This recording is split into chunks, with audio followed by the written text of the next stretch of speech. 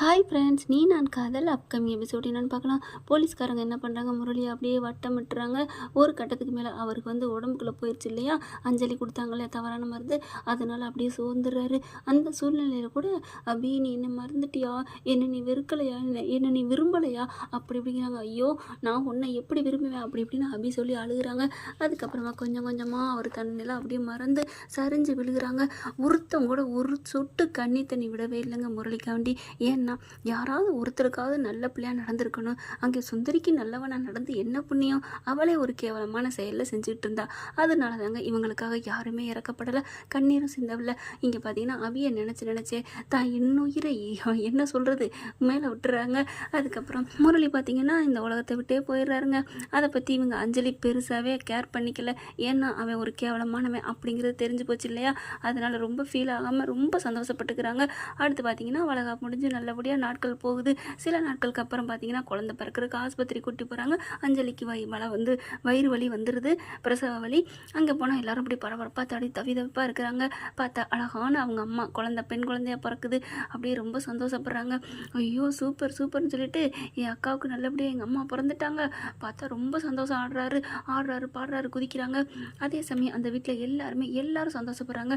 அபியோட அம்மா அப்பா பெத்த பிள்ளைக்கு மாதிரி பண்ணுறாங்க. அப்படியே அஞ்சலி ரொம்பவே கண் கலங்கி ஃபீல் பண்ணி சொல்கிறாங்க, எனக்கு அம்மா அப்பா இல்லைன்னு நான் கவலைப்பட்டது உண்டு, ஆனால் இனிமேல் நான் கவலைப்பட மாட்டேன். ஏமா அப்படி சொல்கிற அப்படின்னு அவங்க அபி அம்மா அப்பா கேட்குறாங்க. ஆமாங்க, எனக்கு அம்மா அப்பாவை நீங்கள் கிடச்சிருக்கீங்க, எனக்கு தங்கச்சி அபியானும் கிடச்சிருக்காங்க. இதை விட எனக்கு என்ன வேணும், நான் ரொம்ப பாக்கியம் பண்ணியிருக்கணும் அப்படிங்கிறாங்க. இருந்தாலும் 1000 பேர் இருந்தாலும் உனக்கு புருஷன் இல்லையம்மா, அவன் இந்த மாதிரி. ஐயோ அவனை பற்றி பேசாதீங்க, அவன் புருஷனா மனுஷனாவே இல்லை, அவன் போனதை பற்றி நான் எதுவும் நினைக்கல, நீங்கள் அவனை பற்றி ஞாபகப்படுத்தாதீங்க அப்படின்னு அஞ்சலி சொல்கிறாங்க. நாங்கள் ஞாபகப்படுத்தலம்மா, இருந்தாலும் உனக்கு ஐயோ விடுங்க அதெல்லாம் எதுவும் பேசாதீங்க அப்படின்னு சொல்லிடுறாங்க. அதுக்கப்புறம் குழந்தையெல்லாம் நல்லபடியாக டீச்சர்ஸ் ஆகி வீட்டுக்கு கூட்டி வந்துடுறாங்க. வீட்டுக்கு கூட்டி வந்தால் எல்லாரும் சந்தோஷப்படுறாங்க. பேர் வைக்கிற நாளும் பண்ணுறாங்க. பேர் வைக்கிறதுக்காண்டி என்ன பண்ணுறாங்க, வீட்டையே அலங்கரிக்கிறாங்க, பூக்களால் சூப்பராக தோரணம் கட்டுறாங்க. அப்படி இப்படின்னு செம்ம கிராண்டாக பண்ணுறாங்க. பார்க்கையில் ராகவ் பார்த்தீங்கன்னா அங்கிட்ட ஓடியாடி வேலை செய்கிறாரு. அபி இந்த பக்கத்து அந்த பக்கத்து ஓடியாடி வேலை செய்கிறாங்க. குழந்தைக்கு அழகான பேர் வைக்கணும்னு சொல்லையிலே என்ன பேர் வைக்கலாம் அப்படிங்கிறாங்க. ராகவ் என்ன பண்ணுறாரு, வசுந்தரா அப்படின்னு சொல்லிட்டு அம்மா பேரை சொல்கிறாங்க. வேணாம் ராகவ் அப்படிங்கிறாங்க. என்னக்கா ஏக்கா, அம்மா தானே பிறந்திருக்காங்க, அப்போ அம்மா பேர் தானே வைக்கணும் அப்படிங்கிறாங்க. இல்லைப்பா, நான் ஒரு பேர் மனசுக்குள்ளே வச்சுட்டேன், அதுதான்ப்பா வைக்கணும் அப்படிங்கிறாங்க. என்ன பேருக்கா, என்ன பேர், எதுவும் சாமி பேரா கடவுள் பேரா அப்படிங்கிறாங்க. ஆமாப்பா கடவுள் பேர் தான் வச்சுருக்கேன், அந்த சாமி தான் பேர் வச்சுருக்கேன் அப்படிங்கல. எந்த சாமி பேர் அப்படிங்கல, அந்த ஆத்தா பேர் தான் வச்சுருக்கேன். ஆத்தாவா, ஆமாம் அப்படிங்கிறாங்க. அபிநயா அப்படிங்கிறாங்களா, அபிநயாவா என்னம்மா அப்படிங்கல. ஆமாம், என்னை பொறுத்த வரைக்கும் எனக்கும் என் குழந்தைக்கும் அந்த கடவுள்னா அது என் அபிநயா தான், அபி தான் அப்படிங்கிறாங்க. அக்கா அப்படி சொல்லி கட்டி பிடிக்கிறாங்க. என்னக்கா ஏக்கா என் பேர் வைக்கிறீங்க, ஏம்மா அபிங்கிற பேர் நல்லா தானே இருக்குது அப்படிங்கிறாங்க. ஆண்டா ஏய் உன் அக்கா உன் மேலே உயிரே வச்சுருக்காங்கடி, அந்த உயிரான குழந்தைய நீ காப்பாற்றி கொடுத்துருக்க, அதனால தான் உன் பேரை வைக்கிறாங்க, அதில் ஒன்றும் தப்பு இல்லை, நீ வச்சுக்க கண்ணு அப்படிங்கிறாங்க. ராகவ் என்னப்பா வேணாங்கிற, அதெல்லாம் இல்லை, வச்சுக்கிறதுலாம் சந்தோஷம்தான், எனக்கு ஒரு நல்ல வாய்ப்பு தான், நீ என் பேர் வைக்கா, அபின்னு வைக்கிறது எனக்கு ரொம்ப பிடிச்சிருக்குக்கா அப்படிங்கல. ஏங்க உங்கள் பொண்டாட்டி பேர் வைக்கிறதுனால உங்களுக்கு சந்தோஷமாக இருக்கா அப்படின்னு அபி கேட்குறாங்க. என்னது அப்படிலாம் ஒன்றும் இல்லை, அப்புறம் அது ஒன்றும் இல்லை விட்டுரு அப்படிங்கிறாங்க. என்னங்க விட்டுருன்னு சொன்னால் என்ன அர்த்தம் அப்படிங்கிறாங்களா. உனக்கு அப்புறமா சொல்கிறேன் ப்ளீஸ் அப்படிங்கிறாங்க. அதெல்லாம் முடியாது, நீங்கள் இப்போ சொல்லியே ஆகணும் அப்படிங்கல. இல்லை உன் மேலே எதுக்காவது எனக்கு ஒரு கோவம் வந்துச்சுன்னு வைவேன், வந்துச்சுன்னா நான் உன்னே பேர் சொல்லி கூப்பிட்டு திட்ட முடியாது, ஏன்னா பொண்டாட்டிங்க சில இடத்துல ராட்சசியாக. சரி அவர் தெரியாமல் சொல்லிட்டுமா கண்ணு தாய், இருந்தாலும் உன்னை திட்டணும் போல தோணுச்சுன்னா என் அக்கா பிள்ளை, ஏ அபிநயா, ஏ அபி உனக்கு அறிவு இருக்கா அப்படி இப்படின்னு சொல்லிட்டு நறுக்குன்னு காதை திரிட்டு உனக்கு தலையில் கொட்டுற மாதிரி அவளை கொட்டி நல்லா என்ஜாய் பண்ணுவேல, அதுக்காகத்தான் அந்த பேர் சூப்பர்னு சொல்கிறேன் அப்படிங்கிறாங்க.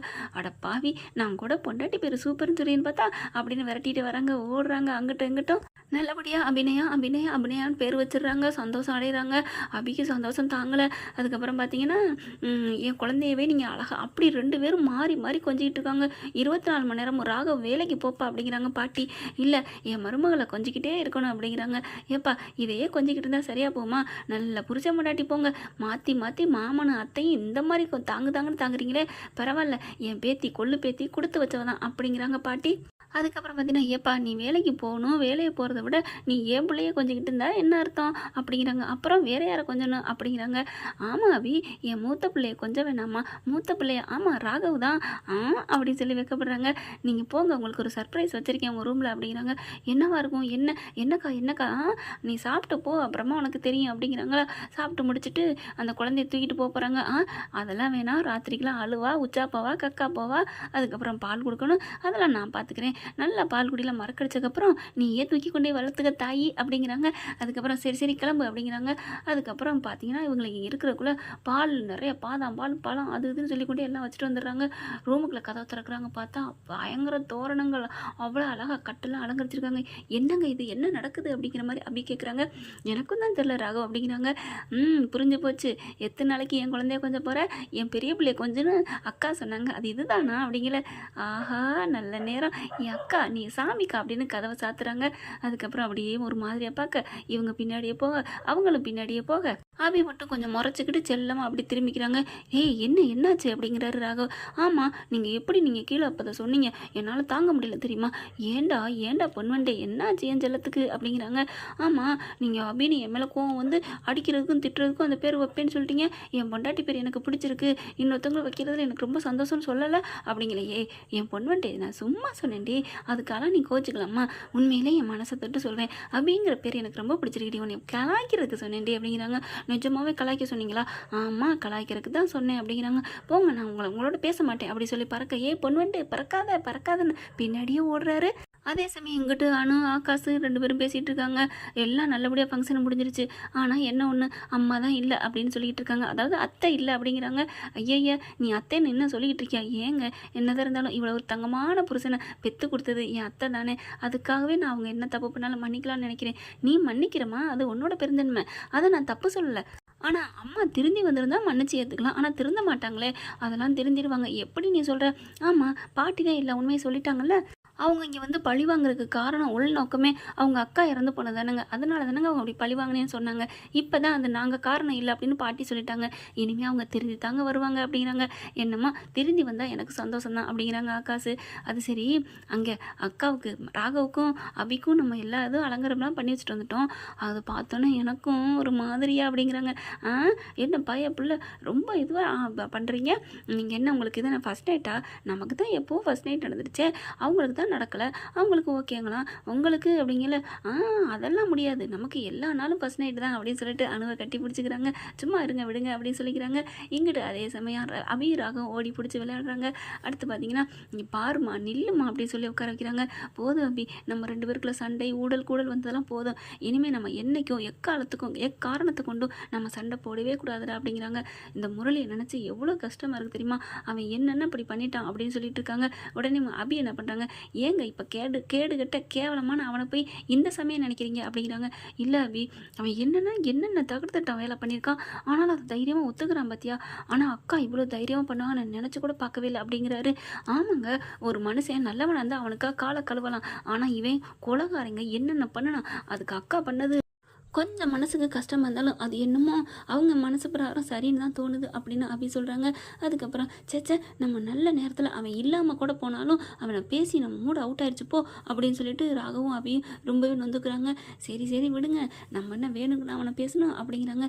இருந்தாலும் அப்படின்னு சொல்லிட்டு எப்படி பேச்ச மாத்துறதுன்னு ராகவும் நினைக்கிறாங்க.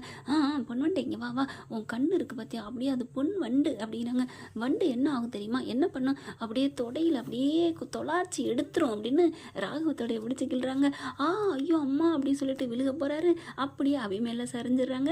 2 பேரும் ஒருத்தர் பார்த்துக்கிட்டு அப்படியே கண் கொட்டாமல் பார்த்து கட்டி பிடிச்சி முத்தம் கொடுத்துக்கிறாங்க. அப்படியே முத்த மழையில் நனைஞ்சு கொண்டாடிக்கிட்டு இருக்காங்க. அப்படி அவங்களுக்கு ஃபர்ஸ்ட் நைட் நடந்து முடிஞ்சிருதுங்க. ஓகே ஃப்ரெண்ட்ஸ், இப்படி தான் போகலாம், பார்க்கலாம் என்ன நடக்க போகுதுன்னு. இந்த பதிவு உங்களுக்கு பிடிச்சிருந்துச்சுன்னா உங்கள் பொண்ணான கையால் ஒரு லைக்கை போட்டு சப்ஸ்கிரைப் பண்ணிடுங்க. Thank you friends.